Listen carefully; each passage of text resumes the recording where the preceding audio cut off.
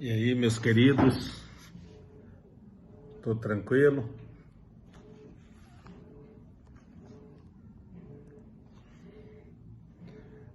Tá meio errado aí, né?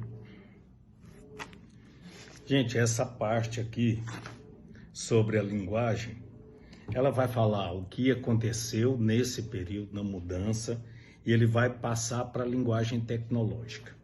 Claro que o melhor vai ser a live, né? Porque com a live a gente já vai poder falar o que aconteceu, quais as mudanças. Agora, ele coloca assim: algo semelhante às duas revoluções anteriores está acontecendo nas últimas décadas, como resultado do desenvolvimento da linguagem eletrônica. Porque nós vimos o quê?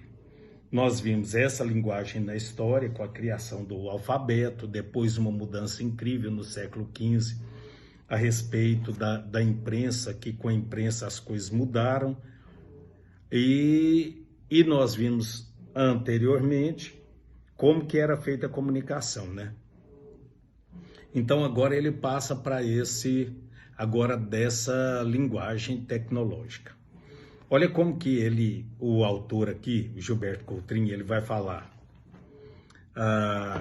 Ele põe assim: essa linguagem compreende grande quantidade de meios de mídia, desde os tempos antigos, que era o quê? Telégrafo, gramofone, que tem coisas aí que vocês não vão ter nem ideia, né, do que ele está falando. Que até os dias atuais, do caso, o telex, o fax, o rádio, televisão, cinema, vídeo, fotocopiadora, computador, internet, correio eletrônicos, telefone celular, livros eletrônicos e tantas outras tecnologias que surgem em curto espaço de tempo. Então vocês podem ver que mudou muito, muito. E agora, então, com as redes sociais, que ele vai falar logo abaixo, com o WhatsApp, que é coisa muito recente, e tantas outras aí maneiras eletrônicas das quais nós estamos tendo contato, e qual a importância disso. Tem coisas só nocivas? Claro que não, beneficiou e muito. Hoje o entendimento e o que acontece no mundo é no estalar de dedos, todos nós já ficamos sabendo. Claro que aí na live eu vou perguntar para vocês o que vocês acham, o que tem de benéfico, o que tem de nocivo em relação a isso aí.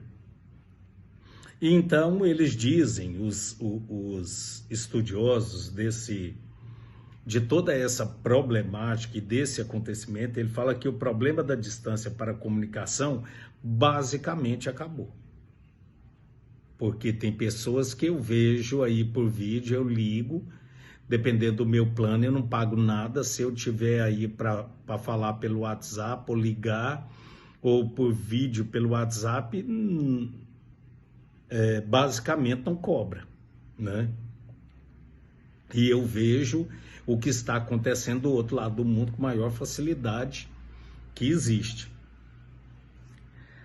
Pelo menos essa distância acabou, né, em tese, para um grande público, que é porque tem alguns que têm acesso, outros não. E aí, o que acontece é que o mundo, então, ele vira uma aldeia global. Por isso que muitas das coisas que fulano de tal ele postou em tal lugar, automaticamente eu já copio, aquilo se torna. E aí depois vocês vão falar muito mais disso. E qual a influência, porque o que mais nós tememos é isso, né? Qual a influência que tem tudo isso.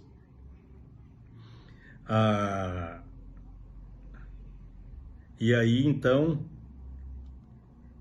tem esse estudioso que é um comunicólogo canadense que chama Marshall. Ele é da década de 60. Aí o que ele fala? Cada vez mais diferentes culturas se interpretam, convertendo as mudanças em um aspecto permanente da vida atual. Como o surgimento, aí ele vai dar um exemplo, dos correios eletrônicos, dos blogs, das redes de relacionamentos social, telefones celulares e outros dispositivos, como fotográfico, vídeo, mensagem de texto, de voz, de vídeo, já falou, né? E essas mensagens acabam chegando quase que instantaneamente, desde que a pessoa possa ter acesso a esses dispositivos, né? E aí ele se pergunta assim, ó, a que implica tudo isso? O impacto das novas tecnologias comunicacionais tem sido muito discutida pelos estudiosos, porque eles acreditam que talvez esteja havendo, em certa medida, uma retomada da linguagem de ação dos primeiros povos. Então ele acredita que agora a pessoa se comunica de novo. Assim como era lá atrás, que eles falavam através das apresentações, lá atrás, dos poetas que se apresentavam através de Deus e tal. Hoje não é assim, mas de qualquer forma voltou a comunicação. Isso é o quê? De uma maneira bem benéfica. Por quê? Porque está havendo, então, esse relacionamento. Só que agora ele acredita que esse relacionamento ele é mais democrático, porque cada um vai falar o que pensa, o que acha, da maneira que quer, né? Porque eu me torno um orador. Você se torna um orador. Olha a maneira que eu estou me comunicando com vocês. De uma maneira distante, que assim que eu terminar de postar, você já pode ter contato, não só você, mas o mundo todo, né? Através do dispositivo que há no meu celular que eu vou colocar. E a gente acaba então passando alguma coisa e recebendo também. E aí ele põe assim, paralelamente, a possibilidade dos textos eletrônicos também está ampliando o acesso a bibliotecas do mundo inteiro, promovendo ainda mais linguagem de reflexão. E aí ele pergunta, qual será o resultado dessa combinação? Por enquanto a gente vê um monte de coisa nociva e benéfica, mas ainda vocês acham que isso ainda vai ter muito mais coisa, que pode acarretar mais coisa? É por isso que ele faz isso. Aí tem aqui uma fala dele que é o seguinte, ao longo da história da leitura, mostra com firmeza que as mutações na ordem das práticas são geralmente mais lentas do que as revoluções das técnicas e sempre em defasagem em relação a elas. Da invenção da imprensa não ocorreram imediatamente novas maneiras de ler. Do mesmo modo, as categorias intelectuais que associamos ao mundo dos textos perduraram diante das novas formas de livro, que são os chamados livros eletrônicos. E aí, o que acontece? São chamados de seres linguísticos. Então, diante de todo esse retrospecto histórico que nos leva a fazer a seguinte pergunta: por que a linguagem e suas transformações causam tanto impacto na sociedade humana? Ele vai dizer o seguinte, é que nós somos seres linguísticos. Olha a importância da linguagem.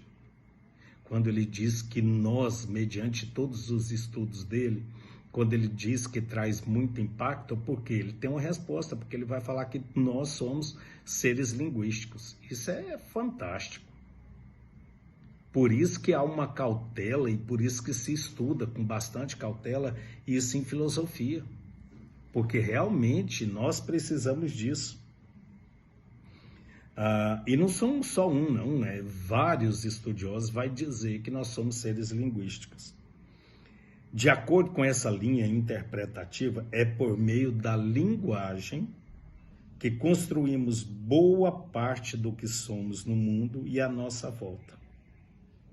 Podemos dizer, de maneira geral e bem simplificada, que quase tudo o que experimentamos, desde a infância, do mundo exterior e do contato com outras pessoas, é captado pelos nossos canais sensoriais, traduzidos em termos linguísticos e armazenado em nossa mente, formando uma parte do repertório cognitivo de que dispomos, que é essa parte de aprendizado que vai formar toda essa parte cognitiva nossa.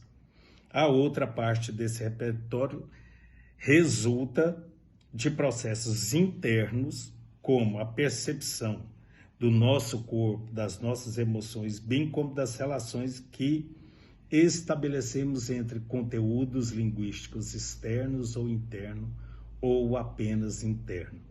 Nesse processo, a linguagem constitui um instrumento natural poderoso que filtra e confere sentido à nossa experiência. Tem que acontecer isso na nossa experiência, e isso, toda essa linguagem, por sermos seres linguísticos, tem que passar por esse filtro. Depois eu vou perguntar, se não passarmos para vocês na hora da live, o que pode acarretar isso aí? Não é verdade? Então tem que estar verdadeiramente atento a tudo isso. Aí ele termina assim, ó. Toda forma de conferir sentido, toda forma de compreensão ou de entendimento pertence ao domínio da linguagem. Não há lugar fora da linguagem a partir do qual possamos observar nossa existência. É precisamente por meio do mecanismo de reconstrução linguística que conseguimos ter acesso a fenômeno não linguístico da dimensão corporal e emocional.